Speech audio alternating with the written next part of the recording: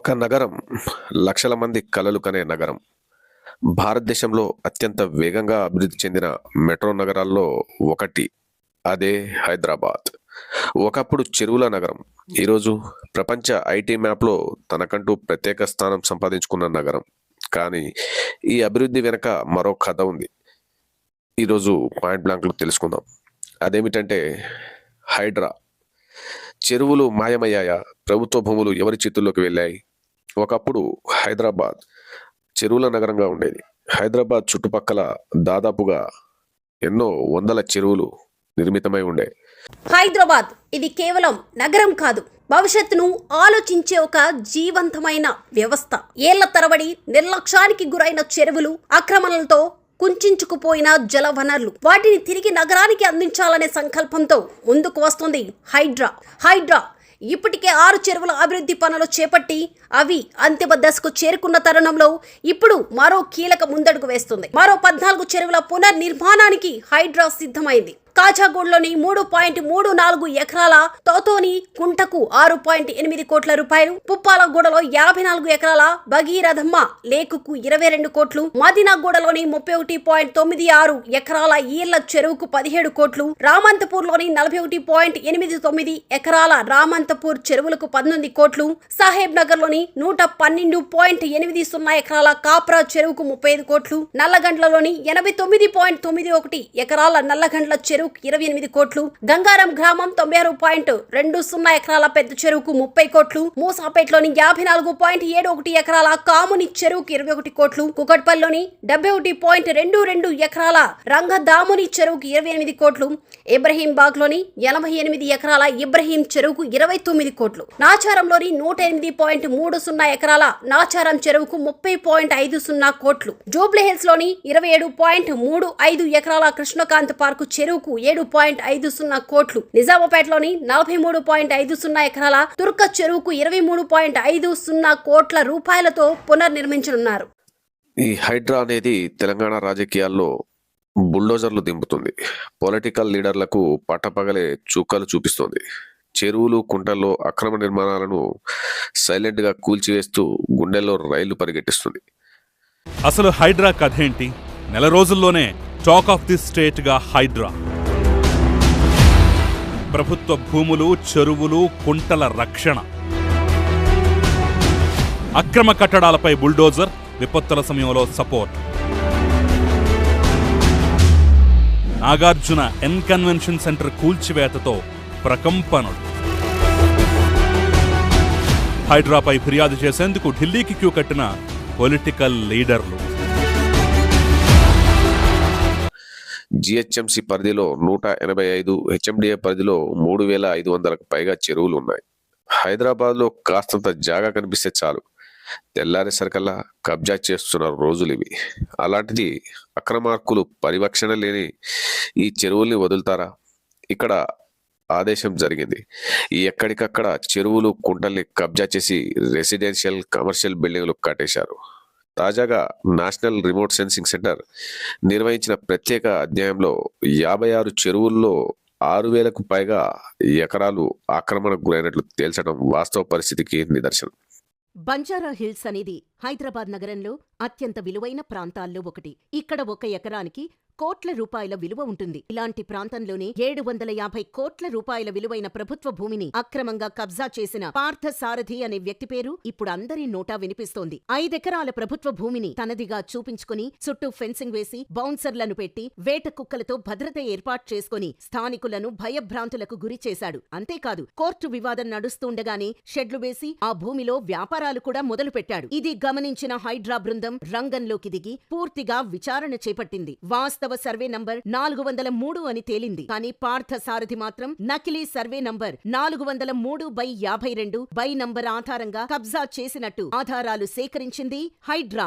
ఈ భూమిలో అనేక నివాస ప్రాంతాలకు త్రాగునీరు అందించేందుకు రిజర్వాయర్ నిర్మాణం కోసం 1 ఎకరం 20 గుంటలను హైదరాబాద్ జలమండలికి కేటాయించింది ప్రభుత్వం. అయితే పార్థసారథి రిజర్వాయర్ నిర్మాణం జరగకుండా అడ్డంకులు సృష్టించడంతో అధికారులు చర్యలు తీసుకున్నారు. రెవెన్యూ మరియు హైదరాబాద్ జలమండలి అధికారులు కలిసి బంజారా హిల్స్ పోలీస్ స్టేషన్లో కేసు నమోదు చేశారు. దాంతో హైడ్రా భారీ బందోబస్తుతో రంగంలోకి దిగి అన్ని అక్రమ నిర్మాణాలను, షెడ్లను, ఫెన్సింగ్లను తొలగించింది. హైదరాబాద్తో పాటు చుట్టుపక్కల ప్రాంతాల్లో వేల కోట్ల విలువైన ప్రభుత్వ భూములు కబ్జాకు గురయ్యాయి. ఇలాంటి తరుణంలోనే సీఎం రేవంత్ రెడ్డి అప్రమత్తమై Hyderabad disaster response and asset monitoring and protection HYDRAA పేరంటూ ప్రత్యేక విభాగాన్ని ఏర్పాటు చేయాలని నిర్ణయించారు. వాళ్ళు నిర్మించిన అక్రమ నిర్మాణాలను వదిలేస్తే ఇక నేను ప్రజాప్రతినిధిగా విఫలమైనట్ట కాదా మీరు ఒక్కసారి ఆలోచన చేయండి. అందుకే హైడ్రా అనే ఒక సంస్థను ఏర్పాటు చేసి ఏ ఒత్తిడి వచ్చినా వెనక్కి తక్కకుండా తొలగించాలన్న ఆలోచనతోనే ఈ రోజు ఈ చెరువులలో ఉన్న అక్రమ కట్టడాలను కూలగొడుతున్నాము. దీనికి స్ఫూర్తి భగవద్గీత అనే యుద్ధతంత్రం నుంచి తప్పుకుంటా అన్నప్పుడు శ్రీకృష్ణ భగవానుడు బోధించిందే భగవద్గీత. 2024 జూలై 19న హైడ్రా ఏర్పాటు చేస్తూ ప్రభుత్వం ఒక జీవో జారీ చేసింది. హైడ్రా పరిధి జిహెచ్ఎంసీతో పాటు శివారు ప్రాంతాల్లోని 2000 చదరపు కిలోమీటర్ల వరకు ఉంటుంది. అంటే హైదరాబాద్ విస్తరణ కంటే హైడ్రా 3 రెట్లు ఎక్కువ అన్నమాట. జిహెచ్ఎంసీ ఎన్ఫోర్స్మెంట్ విభాగాన్ని హైడ్రాలో విలీనం చేశారు. దానికి కమిషనర్గా కొనసాగుతున్న సీనియర్ ఐపీఎస్ అధికారి ఏవి రంగనాథ్ హైడ్రాకు కమిషనర్గా నియమించారు. జిహెచ్ఎంసీ పరిధిలో 185, హెచ్ఎండిఏ పరిధిలో 3500కు పైగా చెరువులు ఉన్నాయి. హైదరాబాద్లో కాసంత జాగా కనిపిస్తే చాలు తెల్లారే సర్కల్లా కబ్జా చేస్తున్న రోజులివి. అలాంటిది అక్రమార్కులు పర్యవేక్షణ లేని ఈ చెరువుల్ని వదులుతారా? ఇక్కడ అదే జరిగింది. ఎక్కడికక్కడ చెరువులు, కుంటల్ని కబ్జా చేసి రెసిడెన్షియల్, కమర్షియల్ బిల్డింగులు కట్టేశారు. తాజాగా నేషనల్ రిమోట్ సెన్సింగ్ సెంటర్ నిర్వహించిన ప్రత్యేక అధ్యయనంలో 56 చెరువుల్లో 6000కు పైగా ఎకరాలు ఆక్రమణకు గురైనట్లుగా తేల్చటం వాస్తవ పరిస్థితికి హైడ్రా పరిధిలో 2 కమిటీలు ఉంటాయి. ముఖ్యమంత్రి చైర్మన్ గా ఉండే ఒక పాలక మండలి కమిటీ స్వతంత్ర వ్యవస్థ విధి విధానాలను రూపొందిస్తుంది. ఈ మండలిలో పురపాలక, రెవెన్యూ శాఖ మంత్రులు, రాజధానిలో జిల్లాల ఇన్ఛార్జి మంత్రులు, ఇతర సీనియర్ ఆఫీసర్ సభ్యులుగా ఉంటారు. అదేవిధంగా రెండోది తెలంగాణ కోర్ అర్బన్ రీజియన్ పరిధిలో డిజాస్టర్ మేనేజ్మెంట్ ఏజెన్సీ 2వ కమిటీగా ఉంటుంది. ఇందులో కేవలం సీనియర్ ఆఫీసర్స్ మాత్రమే ఉంటారు. చిన్నమైనటువంటి అక్రమ కట్టడాలను కూలగొట్టడానికి, అదేవిధంగా కబ్జాలకు గురైనటువంటి ప్రభుత్వ లేఅవుట్లు, ప్రభుత్వ ఖాళీ స్థలాలను పరిరక్షించేందుకు వాటన్నిటికీ చెక్ పెట్టే విధంగా ఈరోజు హైడ్రాను తీసుకొచ్చారు. రేపటి తరానికి మనం ఇచ్చే అతిపెద్ద ఆస్తి ఏదైనా ఉందంటే అది స్వచ్ఛమైన వాతావరణం, కాలుష్యం లేని భవిష్యత్తు మాత్రమే. అందుకే 10 ఏళ్లు కబ్జాలతో విధ్వంసమైన హైదరాబాద్లో ప్రకృతికి ప్రాణం పోస్తున్నాం. చెరువులను చెర నుంచి విడిపించి పునరుద్ధరిస్తున్నాం. స్వచ్ఛమైన వాతావరణం అందరి హక్కు. ప్రభుత్వ భూముల్ని తిరిగి స్వాధీనం చేసుకొని సంబంధిత శాఖకు సరెండర్ చేస్తుంది హైడ్రా. అలాగే సహజ విపత్తులు తలెత్తినప్పుడు, అంటే వరదలు, భూకంపాలు, భారీ వర్షాలు తలెత్తినప్పుడు ముప్పు లేకుండా ఉండేలా ఒక ప్రత్యేక ప్లాన్ని కూడా రూపొందించి అమలు చేస్తుంది.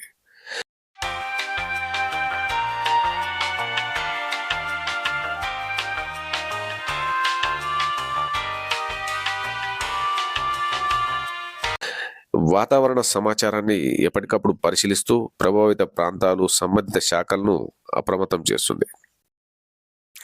నగరంలో ట్రాఫిక్ సమస్యలను తగ్గించేందుకు చర్యలు కూడా తీసుకుంటుంది. 111 పరిధిలోని గండిపేటలో గల రిసార్ట్లు, ఫామ్ హౌస్లపై ఫోకస్ పెట్టడంతో బీఆర్ఎస్, కాంగ్రెస్, బీజేపీ మధ్య డైలాగ్ వార్ కూడా ప్రారంభమైంది. హైడ్రా బుల్డోజర్ ను కాంగ్రెస్ వైపు మళ్లిస్తోంది బీఆర్ఎస్.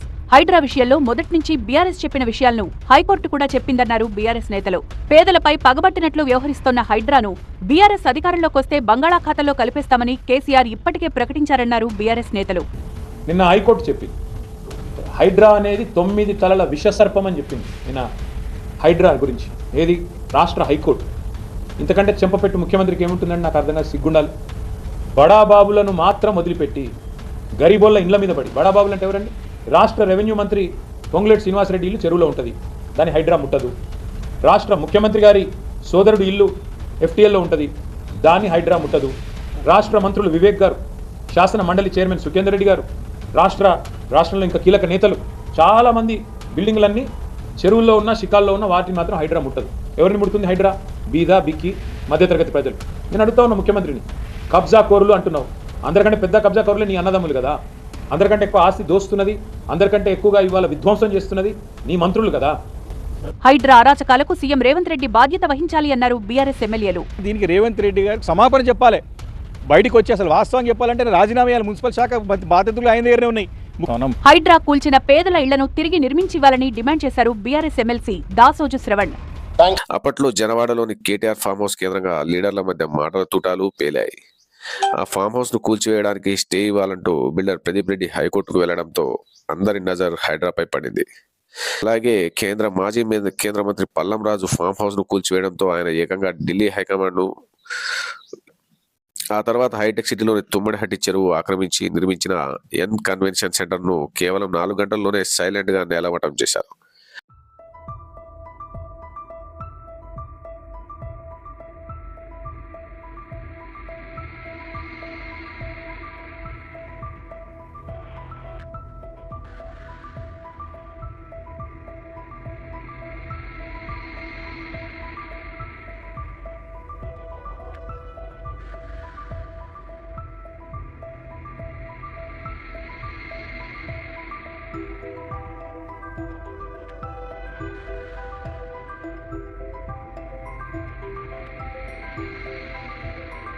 అదే రోజు వెంకటాపురంలోని చెరువును ఆక్రమించి కాలేజీ కట్టారంటూ ఎమ్మెల్యే పల్లా రాజేశ్వరరెడ్డిపై కేసు కూడా నమోదు చేయడం జరిగింది. ఈ విధంగా రేవంత్ రెడ్డి దగ్గరకు అన్ని పార్టీ లీడర్లు క్యూలు కట్టడం మొదలు పెట్టడం జరిగింది. నేతలు కబ్జాదారులను కాపాడేందుకు కోర్టు ధిక్కరణ కేసులు వేస్తున్నారన్నారు సీఎం రేవంత్ రెడ్డి. ఎక్కడైతే కబ్జాకోరులు తప్పుడు డాక్యుమెంట్లతో కోర్టులను తప్పుదోవ పట్టించి అదేవిధంగా బతుకమ్మ కుంట లాంటి వాటిని కూడా బీఆర్ఎస్ వాళ్ళు కబ్జా పెట్టుకొని దాంట్లో కూడా కంటెంప్ట్ ఆఫ్ కోర్టు వేసిండ్రు. దాని పేరే బతుకమ్మ కుంట. ఆ బతుకమ్మ కుంటను ఆక్రమించుకుంటే దాన్ని పునరుద్ధరించారు. దాని మీద కూడా కోర్టు ఈరోజు కంటెంప్ట్ మూవ్ చేసింది, కేసు నడుస్తుంది. వీటిని ఏ విధంగా చూడాలి? అదేవిధంగా ముఖ్యమైన ఒక కబ్జా కోర్ 100 ఎకరాల ప్రభుత్వ భూమిని కబ్జా పెట్టుకుంటే ఖాళీ చేయించింది. ఏ విధంగా చూడాలి? సో ఇలాంటి వాళ్ళు కూడా ఈరోజు మీకు కంటెంప్ట్ ఆఫ్ కోర్ట్ అని కేసులు వేసింది. కాబట్టి దయచేసి హైడ్రాని పని చేయనీయకుండా అడ్డుకోవాలనే కబ్జా కోర్లకు మీరు ఎవరు సహకరించండి. మీడియాకు కూడా నేను విజ్ఞప్తి చేస్తున్నా. ఈరోజు ఏ భూమి కూడా ఇతరులకు ఇవ్వలే. ప్రభుత్వం తీసుకున్నది చెరువులను కుంటలను పునరుద్ధరించింది.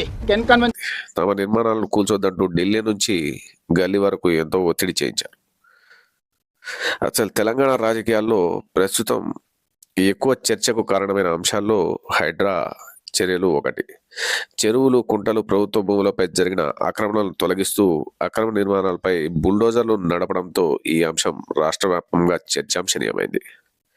హైదరాబాద్ లో చెరువుల కబ్జాలకు చెక్ పెట్టేందుకు హైడ్రా మరో కీలక నిర్ణయం తీసుకుంది. చెరువుల చుట్టూ సీసీ కెమెరాలతో పటిష్ట నిఘా ఏర్పాటు చేసింది. మొత్తం 900 సీసీ కెమెరాలతో 264 చెరువుల దగ్గర సర్వేలెన్స్ సిస్టమ్ ను రెడీ చేసింది. ఈ కెమెరాలన్నీ నేరుగా హైడ్రా ప్రధాన కార్యాలయంలోని సర్వర్ కు కనెక్ట్ అయి ఉంటాయి. కమిషనర్ ఆఫీస్ నుంచే నగరం నలుమూలలో ఉన్న చెరువుల పరిస్థితిని 24 గంటలు లైవ్ లో పర్యవేక్షించొచ్చు. ఈ అత్యాధునిక నిఘా వ్యవస్థను హైడ్రా కమిషనర్ రంగనాథ్ ప్రారంభించారు. రాత్రి వేళల్లో దొంగచాటుగా చెరువులను మట్టితో పూడ్చే ప్రయత్నం చేసే వారిపై కఠిన చర్యలు తీసుకుంటామని ఆయన హెచ్చరించారు. చెరువులు, కుంటలు, ప్రభుత్వ భూముల ఆక్రమణలను తొలగించడం అసలు హైడ్రా యొక్క ప్రధాన లక్ష్యం.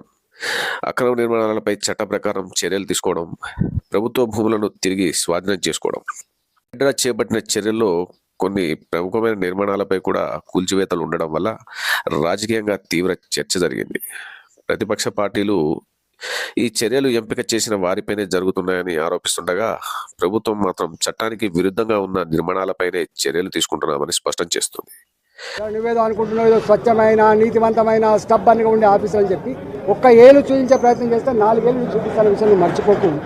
ఆనాడు కూడా టీఆర్ఎస్ పార్టీ ప్రభుత్వం ఏర్పడిన నాడు అయ్యప్ప సొసైటీలో ఇట్లా ఇల్లు కూల్చేసే ప్రయత్నం చెప్పిండ్రు. 4 రోజులకి తూకం ముడిచిండ్రు. ఆ తదుపరి ఏం చేసిండ్రో ఆనాడు హైదరాబాద్ ప్రజానికానికి తెలుసు. న్యాయస్థానాలకు కూడా వెళ్ళాయి. దీంతో హైడ్రా అధికారాల పరిధి, చట్టబద్ధత, అమలు విధానంపై హైకోర్టులో చర్చ జరిగింది. మొత్తానికి హైడ్రా చర్యలు నగరంలోని ఆక్రమణలను అరికట్టే ప్రయత్నమా లేక రాజకీయ వివాదాలకు కేంద్ర బిందువా అనే చర్చ కొనసాగుతోంది. ఎటకేలకు హైడ్రా కమిషనర్ను సంబంధించిన వ్యవహారంలో హైకోర్టు ఇచ్చిన తీర్పు ప్రతిలో పలు కీలక వాక్యాలు వెలువడ్డాయి. కోర్టు ఆదేశాల అమలుకు సంబంధించిన అంశాలను ప్రస్తావిస్తూ చట్టపాలనకు అత్యున్నత ప్రాధాన్యం ఇవ్వాలని న్యాయస్థానం స్పష్టం చేసింది.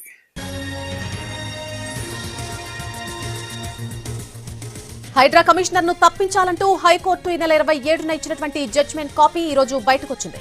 ఇందులో కీలక విషయాలున్నాయి. రంగనాథ్ ను వీలైనంత త్వరగా బదిలీ చేసి ఆయన స్థానంలో మరొకరు నియమించాలని సీఎస్ ను కోరింది న్యాయస్థానం. టాటా మోహన్ రావు కేసులో సుప్రీంకోర్టు ఉత్తర్వులను ఉదహరించింది హైకోర్టు.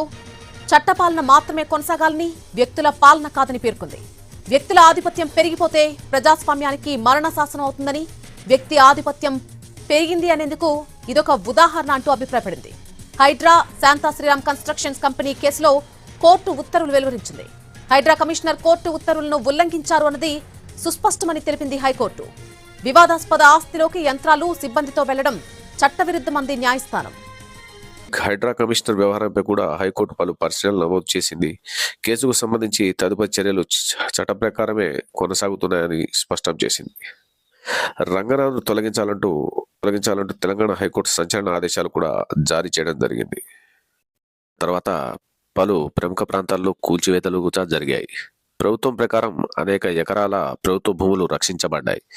కొన్ని చెరువులు పునరుద్ధరణ పనులు ప్రారంభమయ్యాయి. ఈ చర్యలను చూసి చాలా మంది చట్టాన్ని అమలు చేస్తున్న ధైర్యవంతమైన అధికారి రంగనాథ్ని ప్రశంసించారు.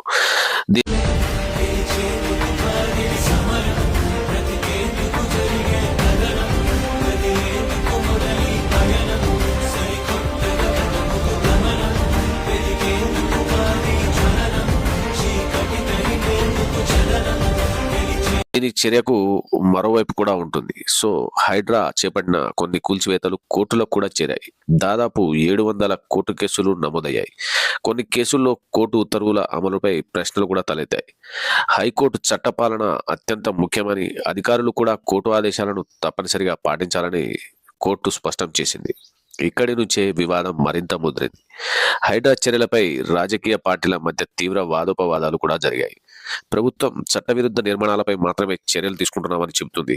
ప్రతిపక్షాలు మాత్రం ఎంపిక చేసిన లక్ష్యాలపైనే చర్యలు జరుగుతున్నాయని ఆరోపిస్తున్నాయి. సోషల్ మీడియాలో రంగనాథ్ పై రెండు భిన్నాభిప్రాయాలు కనిపిస్తున్నాయి. ఒక వర్గం ల్యాండ్ మాఫియాకు ఎదురొడ్డి నిలిచిన నిజాయితీ గల అధికారి అని ప్రశంసిస్తుంటే, మరో వర్గం చట్ట ప్రక్రియను ఖచ్చితంగా పాటించాలి అని ప్రశ్నిస్తుంది. సోషల్ మీడియాలో వచ్చే ప్రతి సమాచారం నిజమేనని భావించకూడదు. అధికారిక పత్రాలు, కోర్టు ఉత్తర్వులు, ప్రభుత్వ ప్రకటనల ఆధారంగానే నిర్ణయానికి రావాలి. మొత్తానికి హైడ్రా ఒక సంస్థ మాత్రమే కాదు, హైదరాబాద్ భవిష్యత్తుపై జరుగుతున్న పెద్ద చర్చకు కూడా ప్రతీక. ఒకవైపు ప్రజా ఆస్తుల పరిరక్షణ, మరోవైపు చట్టపరమైన ప్రక్రియ, వ్యక్తిగత హక్కుల రక్షణ. ఈ రెండింటి మధ్య సమతుల్యత సాధించడం ప్రభుత్వానికి, న్యాయ వ్యవస్థకి ఒక పెద్ద సవాల్. రంగనాథ్ హీరోనా లేక విలనా, లేదా తన విధిని నిర్వహిస్తున్న ఒక అధికారి? ఆ నిర్ణయం భావోద్వేగాలపై కాదు, వాస్తవాలు, చట్టం, కోర్టు తీర్పులు మరియు చరిత్ర ఆధారంగానే ఉంటుంది.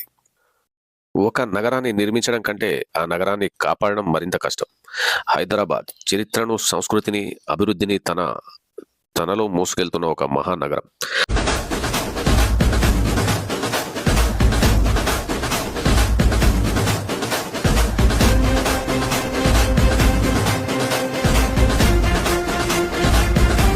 అలాంటి నగరంలో ప్రజాభూములు, చెరువులు, పార్కులు, వాగులు వంటి సహజ వనరులను రక్షించడం ప్రతి ప్రభుత్వానికి బాధ్యత.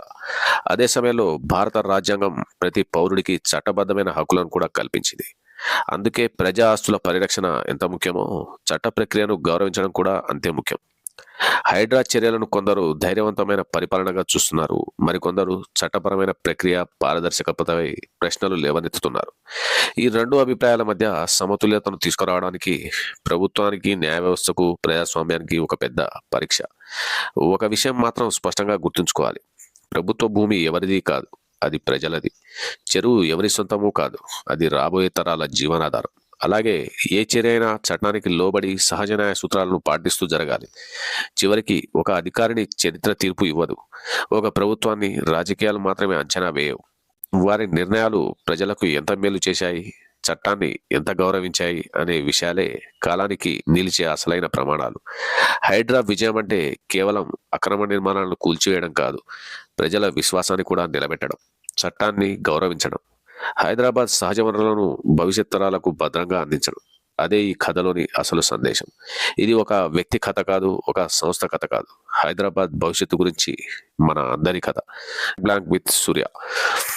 ఈ విషయాల్లో మీ యొక్క అభిప్రాయాన్ని కింద కామెంటరీలో తెలియజేస్తారని ఆశిస్తున్నాను. ధన్యవాదాలు. మీరు చూస్తున్నది పాయింట్ బ్లాంక్ విత్ సూర్య. జై హింద్. Thank you.